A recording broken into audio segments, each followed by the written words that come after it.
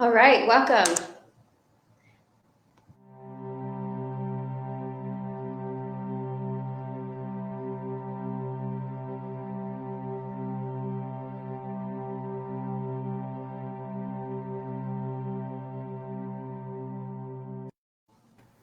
Hello, everyone, and welcome to episode 3 of Navigating NewSpace, produced by the Matthew Isakowitz Fellowship Program.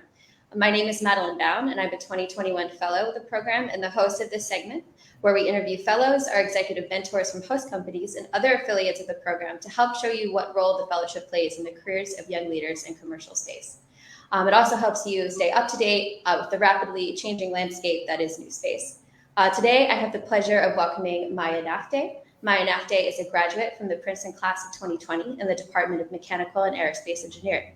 During her time at Princeton, she also minored in robotics and intelligent systems, as well as French language and culture. She has been working for the past year as a Payloads Engineer at Virgin Galactic and has continued to work part-time at Virgin Galactic while she pursues a Master's of Engineering from Princeton in Mechanical and Aerospace Engineering with a focus in material science. In her free time, she enjoys running, rowing, and doing crossword puzzles. Thank you so much for joining me today, and we're going to talk about your experience with the fellowship and your experiences with your career so far. So thank you so much for joining me. Absolutely. Thank you so much for having me. It's a pleasure to be here. So my first question is, to start us off, can you explain a bit about your career at Virgin Galactic? Sure, I would love to. So at Virgin Galactic, I play the role of a Payloads Engineer. What that means is that the same way that we at VG can fly customers in seats, we can take the seats out and put in racks onto which scientific research payloads can mount. And these will typically be experiments from different universities where the researchers are trying to see how certain phenomena work in microgravity. And so they have experiments in these lockers that we send to space. And then once they come back down, they're able to analyze the data and draw some really interesting conclusions about things from dust scattering to fluid transport in microgravity. And then in addition to that, we also have some wearable payloads that we fly that attach to the body of our passengers. And those can vary super widely as well. But my job at VG is sort of multifaceted. So it's my responsibility to work with the researchers and PIs who are interested in flying things with our company to make sure that what they want to fly is feasible, safe, reasonable, and that they'll be able to get the data they're looking for. We also serve as liaisons between the PIs and our discipline experts, our internal discipline engineers, and all of our discipline engineers review the payloads from electrical, thermal, fluidic, structural perspectives to make sure that they're safe in all of those categories to fly as well. And then I also have a role in terms of hands-on physical integration with the payloads, which is super fun. I get to help install them in the ship and activate them day of flight. So that's a brief summary of what I do at VG. So was there a particular moment or experience that made you realize that you wanted to work in the space industry? Yeah, I don't know if there's like one specific moment where I'm like, yeah, that was it. Space has kind of always been it for me. I think that like I could talk for hours about why space is amazing and important, but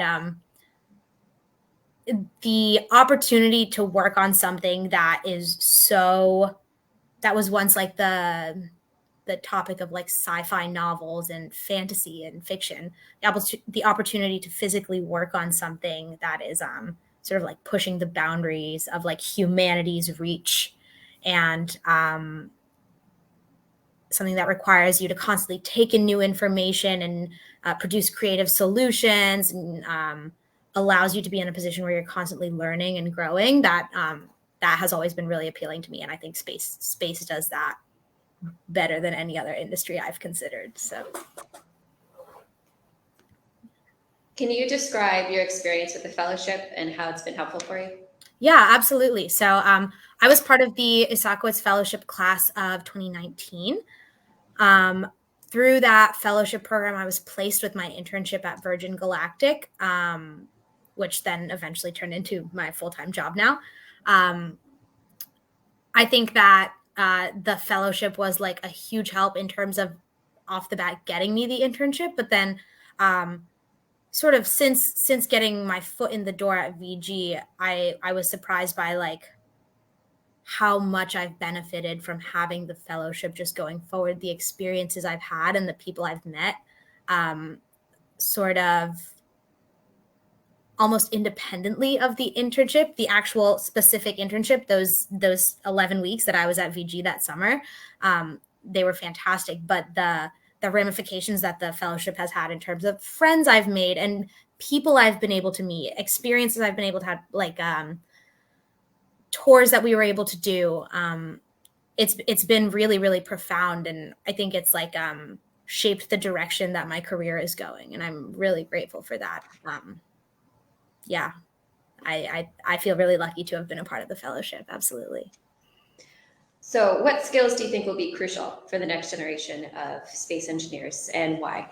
Yeah, I think that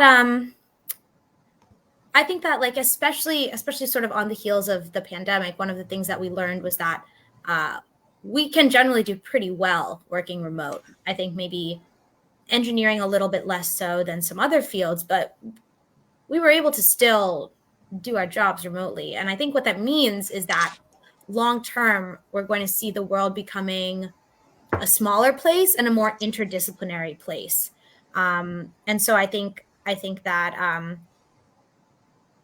like engineering is going to take on a new space engineering in particular in this field. I can see it taking on this sort of like new meaning, where rather than just like specific rote, like, oh, we do like force balance and moment balance, that's how we do our calculations and we're engineers. It's more about like creative problem solving, like applied in different situations. And so I think that sort of like adaptability to different situations and a little bit of flexibility in terms of applying your skill set to different problems is going to be really crucial. I know it's something that I've had to learn how to do a lot, even just in the past like year and a half. And the ability to do that has afforded me a lot of opportunities that I think I wouldn't have had if I was a bit more set in my ways. So I think that that flexibility and adaptability is going to be really, really crucial as this industry grows closer together. So why do you think space is important? You touched on this a little bit earlier. Yeah. I think that space is our greatest source of unknowns as the human race. And I think that historically, whenever we've seen people confronted with challenges, it brings out like excellence in us. And I think space is important because it's an enormous challenge. And like we as humanity are taking on this huge challenge of space. And I think it's going to bring out the best in us. And there's just such boundless potential for learning and discovery, and like inspiration in space. I think that trying to learn about space, being curious about space and trying to explore space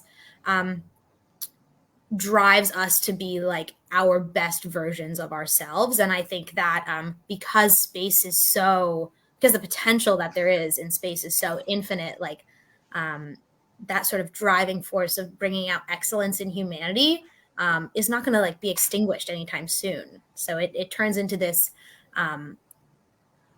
boundless source of sort of culling out the best in human nature and letting us select for those characteristics and those traits as we go forward in this exploration. And I think that's really beautiful. Do you think if more engineers had the overview effect experience, how do you think that would affect engineering as a whole? Do you think people become more creative, have a different perspective? I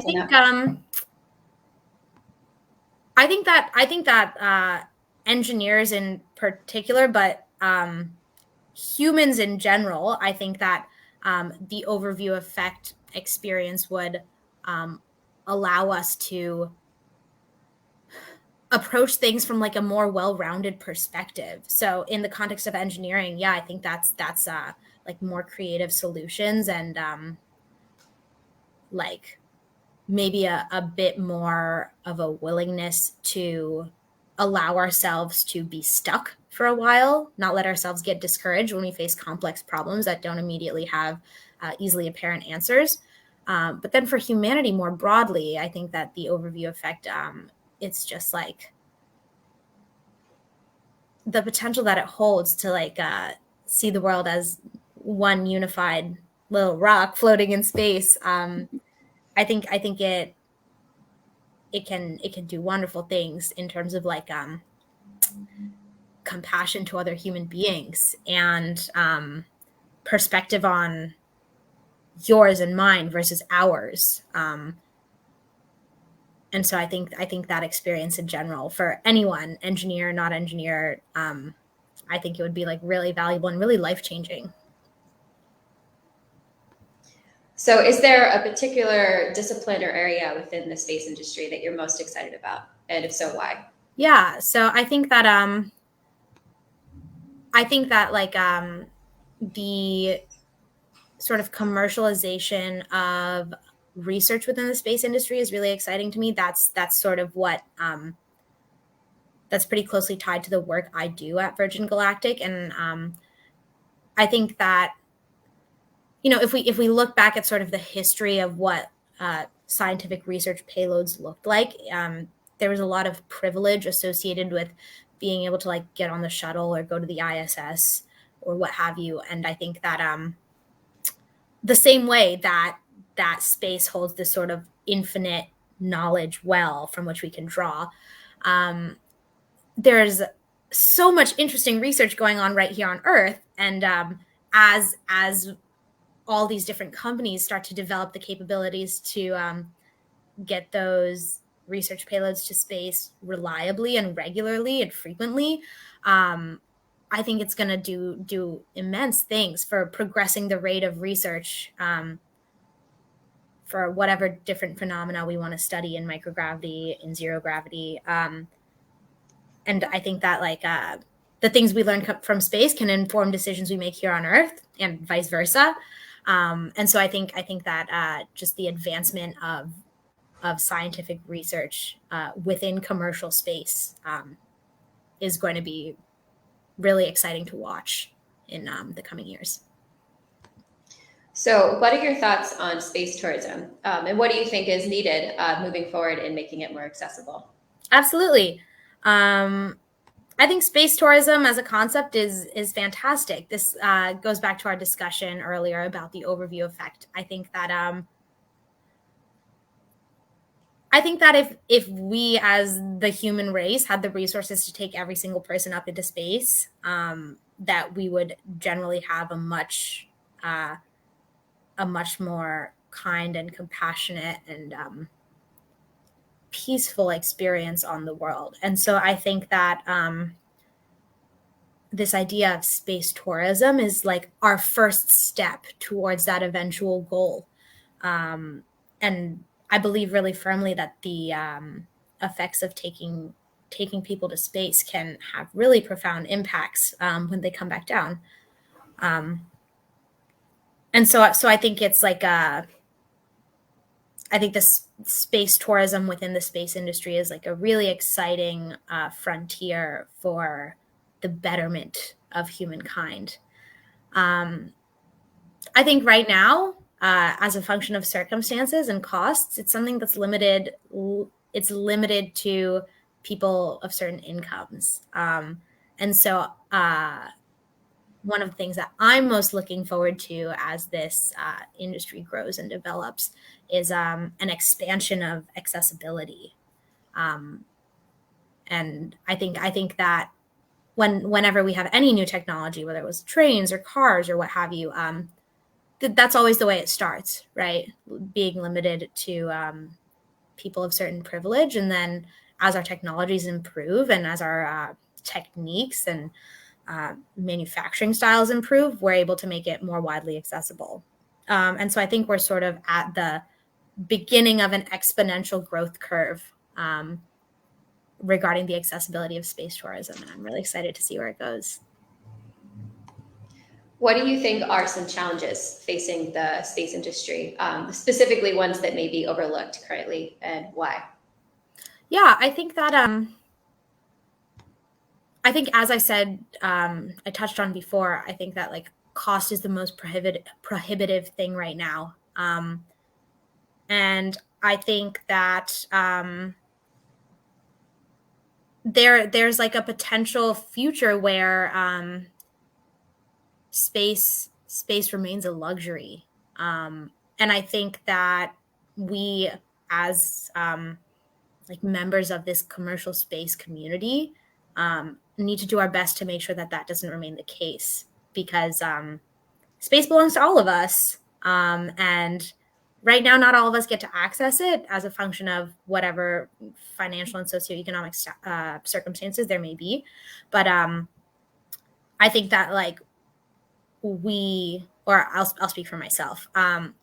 I like to think of it as a responsibility that I have as a conscientious member of this society that has the privilege of trying to explore space, to do my best to move this industry towards greater accessibility.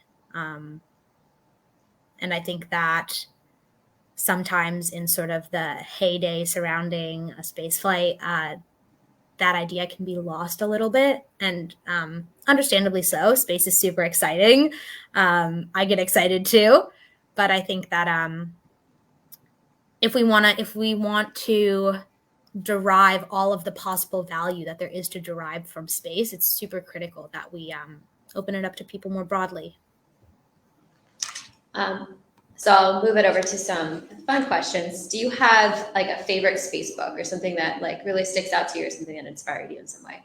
Yeah, I remember reading The Martian, and that book was, I think I read that book when I was relatively young.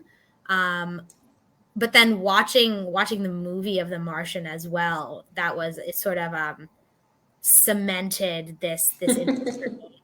I remember when I had originally applied to Princeton and got in, I had applied as a chemical and biological engineering major for a host of different reasons. But the summer before I started college, I sort of did some reflection, and I was like, I don't know if this is really what I want to do, but I don't really know where else to go. And the joke I always make to like my mom and my family is that, I watched The Martian and I watched Interstellar in the same weekend, and I was like, yeah, that's what I'm gonna do. And it's crazy. It's like kind of working out for me. But yeah, no, it's great. There are so many good space books and space movies. So hard to pick just one. It's been 7 years since Interstellar was released, which means 1 hour has passed on this planet. Oh, wow. Do you have, okay, so I guess that takes me into space movies. So you mentioned Interstellar and Martian. Or is there anything else that sticks out to you? I don't know if this quite counts as a space movie, but the Guardians of the Galaxy movies I really liked. Those are a bit more superhero maybe, but I think those movies are just like really fun, really funny. And I think what I like about those movies and movies like Interstellar is that it like assumes an advancement of technology that we don't know yet, but I think they do a good job of sort of providing you with enough of a logical backbone that you can see the way that this technology would progress. And I think that's really interesting. So if you could set up a base anywhere in the solar system and live there, where would it be and why? And it could be orbital, it could be on the surface somewhere. Oh, I would go to Jupiter. I think Jupiter is gorgeous. I think it's beautiful. I really like that the body of Jupiter is orange, but the poles are blue. I like that contrast. I like the way that there are storms all the time. And yeah, if I could go and like live there, I'd plop myself right down inside one of Jupiter's clouds and just hang out there for a while and just watch things go by. I think that would be awesome. Is there anything else that I haven't touched on? Anything you like to talk about? Anything that you get particularly like excited about when you talk about space?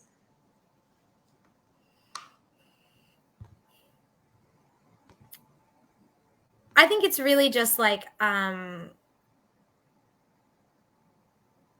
there, as like the human civilization has grown and developed, the world has become smaller, right?